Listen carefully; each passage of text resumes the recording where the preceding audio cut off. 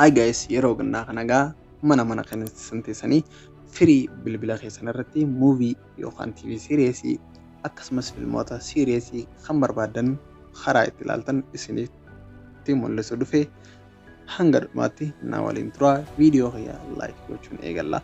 Jalqaba Chrome yookaan browser barbaadan seentanii Google seentan Google jettan erga seentanii booda wanni isin jettanii barbaaddan qabdan okay go jara dat tu jettanii ni barreessan. Kunoo akkanatti yeroo isin barreessan asitti linkii isaanii argattanii san booda search gootanii irratti tuqaasuu qofa. Erga irratti tuqaaftanii kunoo akkanatti isiniif baha. Weebsaayitii ajaa'ibaati. Ammas firiidha. Muuvii yoo barbaaddanis TV series yoo barbaaddanis firii bilisaan muuvii barbaadan irratti laaluu ni dandeessanii. Akkasumas upcoming filmoota haaraa amma bahan akkuma agartan gubbaa kanarratti recommend isiniif godha jechuudha. Isin filmii barbaadan search irratti godhuu qofa online irratti ilaaluudhaaf hedduu bareedaadha. Akkuma as agartan filmii kana asitti nuu banee jira. Asirratti akkanatti erga fuulli kun isiniif bahee booda muuvii barbaadan TV series barbaadan erga search gootanii hanga suuraan as keessaa banamtu eeguun isinirraa hin eegamu. Asirratti agartan servoota hanga tokko jira. Linkii kamiin yoo ilaale bareedaadha yookaan qaqqabbii takkaan ala intarneetii xiqqaadhaan naaf hojjetaa jechuudha. Direct linkii safayyoo kana jala gabbuutaniituma asirratti yoo kana cuqaaftanis laaluu ni dandeessanii. Yeroo inni akkanatti achi deeme isin irraa deebi'uu qabdan. Sababii isaatis ADC yookaan adverse time waan ta'eef irraa deebi'uu ni qabdan. Akkanatti yeroo dhaabbatanis muuviin kun isiniif ni taphataa jechuudha. Isin karaa inni biraa linkiin kanarrallee saffisa bareedaadhaan hojjetu. As direct links kana jala irra gizee gabbuutan okay Wurzii HD hard hajuu kana irratti cuqaaftan kun linkii bareedaa weebsaayitiin kun qabu saffisa ajaa'ibaatiin isiniif hojjetudha. Qaqqabbii takkaan maleedatti kunoo akkuma agartan akkanatti isiniif bahaa jechuudha.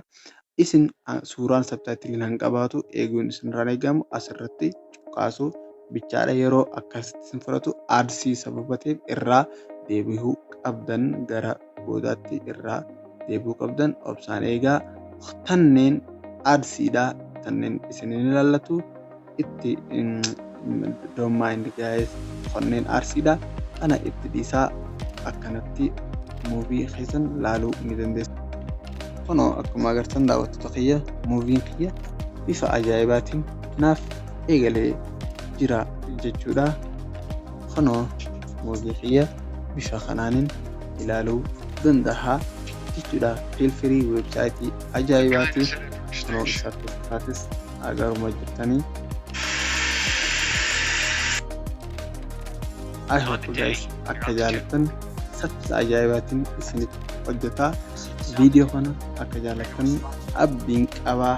Akkasumas warroon TV series yoo barbaadan filmoota walii dheeraa yoo barbaadanis asirraa akka ajaa'ibaatti argattaniin daawwattoota kiyya TV series as yoo ilaaluu barbaadan filmii weebsaayitiin kun filfiriidhaa ilaaluu ni dandeessan. Amma series kana yeroo baay'ee series favorite kiyya okay the secretary life of American teenageridha. Season 3 jira.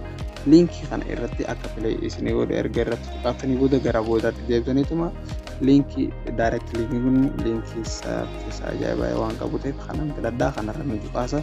Yeroo kanatti cuqaaftu akkuma muuvii kaanii jechuudha. TV series dhedheeraas laaluu ni dandeessanii.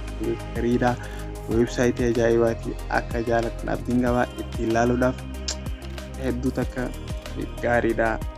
Ittiin enjoy godhaan isin jaa. Kun akkuma agartan eegalee jira.